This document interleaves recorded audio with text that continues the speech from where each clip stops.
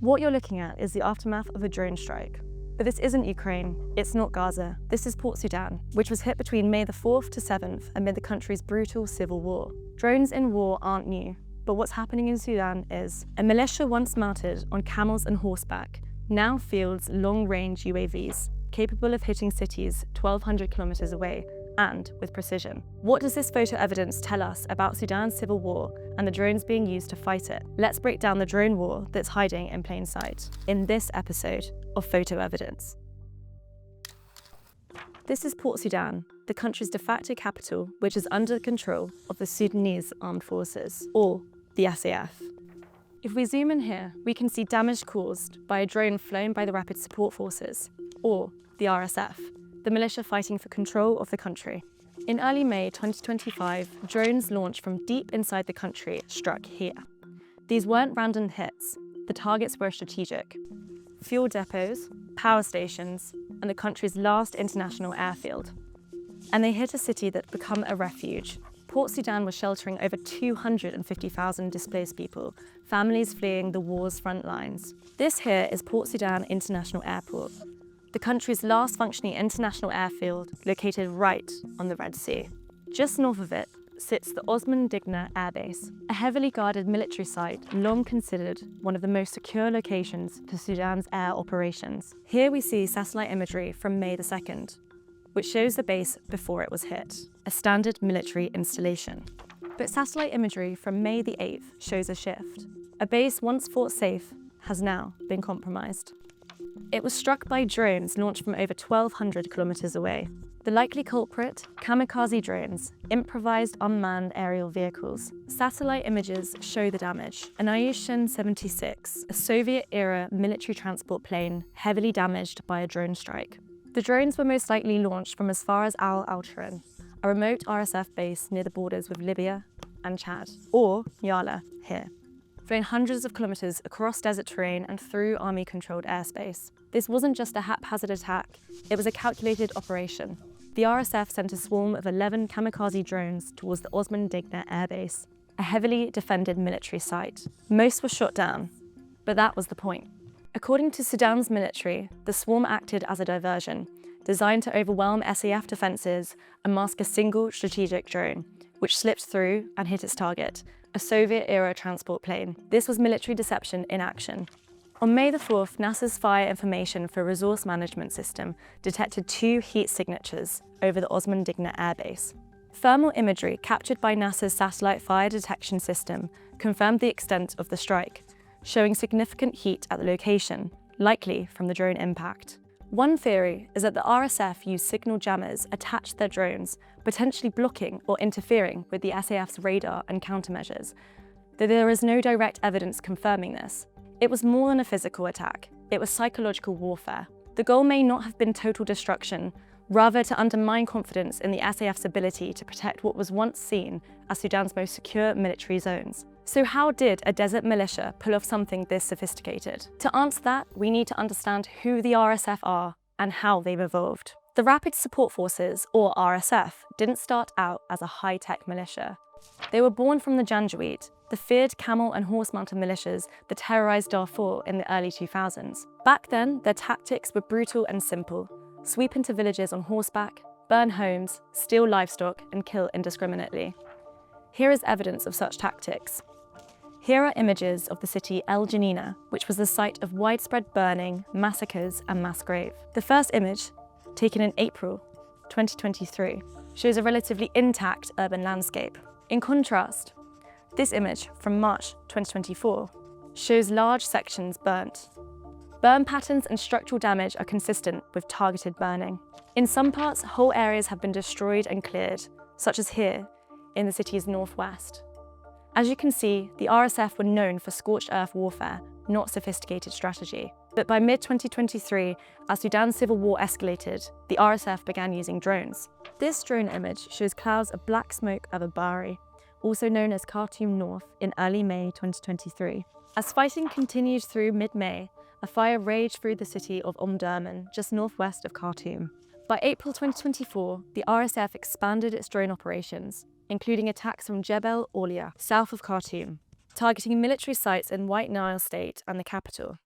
SAF air defences intercepted many of them, but the attempt itself marked a shift in RSF tactics. Since then, the RSF has refined its drone strategy, deploying more sophisticated UAVs and focusing on infrastructure attacks, airfields, power grids, ports, and fuel reserves. The growing capability didn't just stop at military sites.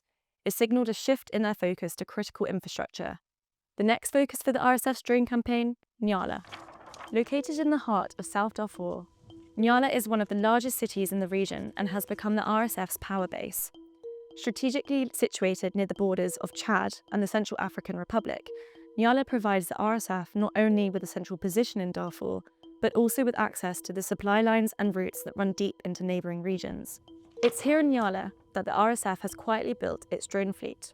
Between December 2024 and January 2025, researchers from Yale's Humanitarian Lab identified at least 3 UAVs at the RSF-controlled Nyala airport. This here is a close-up of this part here. These were Chinese-made FH-95s, multi-role combat drones with a 250-kilometre range, 24-hour endurance, and the capacity to carry guided missiles and jamming equipment. The FH-95s are a significant leap in the RSF's capabilities, transforming them from a local militia into a force capable of executing sophisticated, long-range attacks.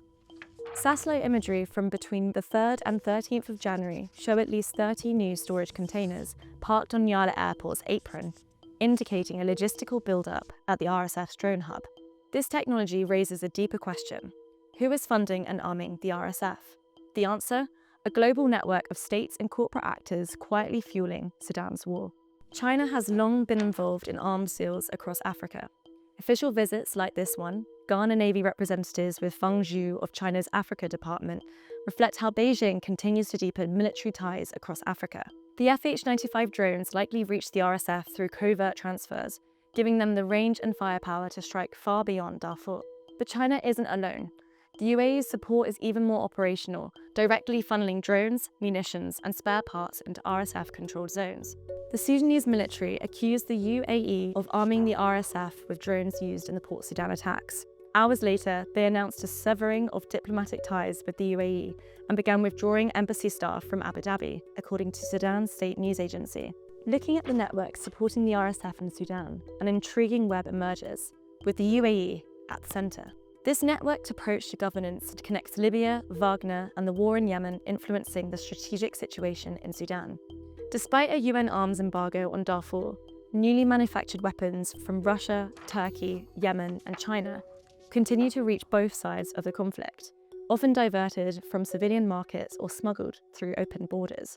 A recent Amnesty International investigation tracked more than 1,900 shipment records, analysed over 2,000 verified images, and confirmed that these arms are ending up in the hands of groups accused of war crimes. The war in Sudan isn't just locally fought, it's globally supplied, and its impact is being felt in places once thought untouchable. Take Port Sudan.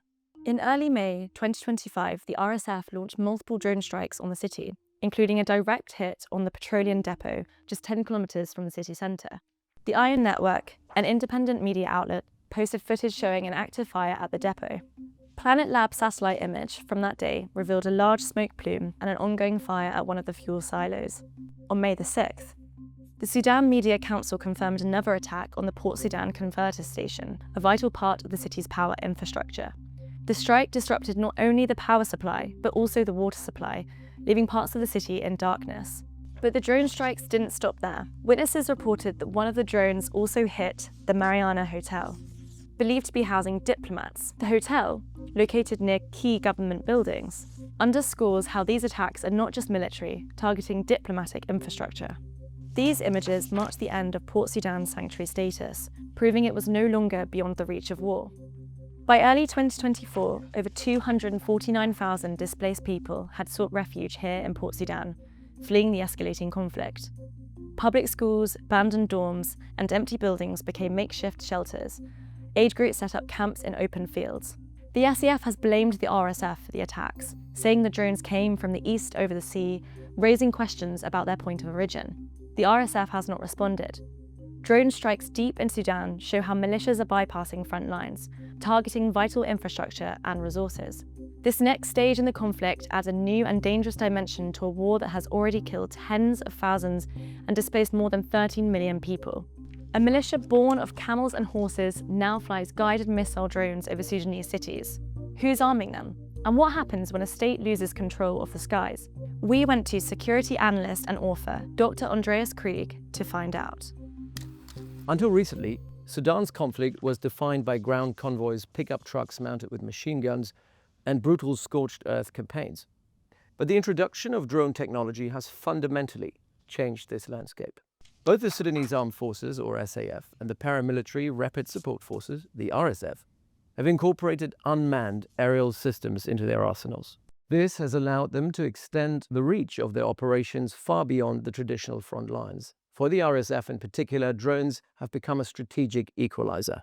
Unlike the Army, which fields aircrafts like the MiG-29M fighter jets or the Mi-17 helicopter, the RSF lacks a traditional air wing.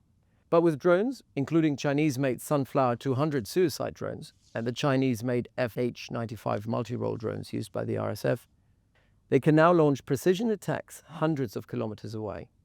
These drones, with ranges of around 1,500 to 2,000 kilometers and different types of warheads, put virtually any site in Sudan within striking distance. The FH-95 drones are advanced Chinese UAVs capable of long-range surveillance and precision strikes. The existence of these drones has been well documented through satellite imagery at Niala Airport. These platforms give the RSF critical intelligence and the ability to direct attacks with devastating accuracy. And beyond these heavy drones, the RSF uses Serbian-made VTOL, vertical takeoff and landing drones, modified to drop 220mm mortar shells, effectively turning these small aircraft into airborne indirect fire systems. A major reason drones have become such an attractive tool for non-state actors like the RSF is their ease of proliferation. Unlike tanks or traditional fighter jets, drones can be shipped as component parts, disassembled, then reassembled on the ground, bypassing many sanctions or inspections. Without equating Ukraine's defensive operations against Russia to the RSF operations, operationally or militarily speaking, there are quite a lot of similarities to Ukraine's Operation Spider's Web, where disassembled FPV drones were hidden inside wooden mobile cabins and smuggled into Russia. The drone bodies and propellers were assembled into complete drones. Their modular, compact design makes them ideal for covert transport assembly, slipping easily into illicit supply chains and giving militias long-range strike capabilities they could never have achieved otherwise. Strategically, this has allowed the RSF to target fuel depots, airports, and humanitarian hubs in places like Port Sudan. It's a deliberate campaign to cripple Sudan's economy, spread psychological terror, and erode public faith in the army's ability to protect civilian lives. It's also a stark evolution for the RSF itself. As previously noted, the RSF has come a long way from its roots in Darfur's Janjaweed militias. Today, it draws on drone hangars, jamming systems, and encrypted networks, likely with the support from their main state sponsor, the United Arab Emirates. This shift from manpower-heavy guerrilla tactics to a hybrid model leveraging high-tech aerial tools marks a new chapter in Sudan's wars. The RSF's transformation has been underwritten by a covert international supply chain, most notably designed by the United Arab Emirates. Through a web of logistical hubs from Chad and Uganda to Somalia's Somaliland region, the UAE has facilitated shipments of drones, armed personnel carriers, that we can see here, munitions and spare parts, all while maintaining plausible deniability. This clandestine network has delivered everything from Chinese loitering munitions and UAVs to Serbian artillery systems, enabling the RSF to sustain its relentless campaigns. This growing reliance on drones by militias is not unique to Sudan. From Yemen to Libya to Ukraine, we've seen non-state actors and proxies exploit drone technology to wage asymmetric wars. Sudan stands out, however, as perhaps the clearest example in Africa of a militia backed by an ambitious foreign patron building an aerial strike capability that rivals the air arms of small states. The implications are profound. Civilians and aid workers, once able to operate relatively safely behind traditional front lines, now find themselves under threat from the sky. Key infrastructure that sustains entire regions, power grids, fuel depots, ports, become fair game. And fragile governments must reckon with the fact that militias can launch strikes on their capitals from hundreds of kilometers away. So what we're witnessing in Sudan is not just another tragic civil war. It's a preview of the future of warfare in fragile states where low-cost but high-impact technologies combined with clandestine foreign support allow militias to level the battlefield against national armies. To sum up, drones have revolutionized how war is fought in Sudan. They've enabled the RSF to shift from old guerrilla methods, such as their arson attacks on Zamzam camp, north Darfur in April this year, to orchestrating sophisticated long-range campaigns targeting critical infrastructure and undermining the state's monopoly on force. For a state sponsor like the United Arab Emirates, this drone pipeline generates strategic depth deep into Africa, with plausible deniability, as the main blame for violence and hostility is absorbed by the RSF militia. The war in Sudan has entered a new phase, one defined not just by seizing and holding territory, but by technology and foreign influence. It's a glimpse into the future of conflict in fragile states, where low-cost drones and foreign support can upend the balance of power.